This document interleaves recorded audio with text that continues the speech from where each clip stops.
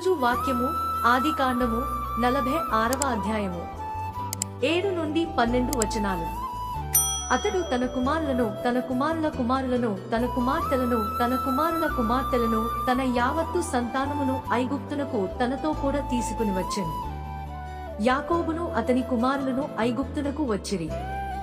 ఇశ్రాయేలు కుమారుల పేర్లు ఇవే. యాకోబు జ్యేష్ఠ కుమారుడు రూబేను. రూబేను కుమారులైన హనోకు, పల్లు, హెస్రోను, కర్మి. షిమ్యోను కుమారులైన యెమూయేలు, యామీను, ఓహదు, యాకీను, సోహరు, కనానీయు, రాలి కుమారుడైన షావులు. లేవి కుమారులైన గెర్షోను, కహాతు, మెరారి. యూదా కుమారులైన ఏరు, ఓనాను, షేరా, పెరెసు, జెరహు. ఆ ఏరును ఓనానును కనాను దేశములో చనిపోయిరి. పెరెసు కుమారులైన హెస్రోను, హాములు. దేవుడు ఈ చిన్ని లేఖన భాగాన్ని దీవించి ఆశీర్వదించునుగాక. ఆమెన్.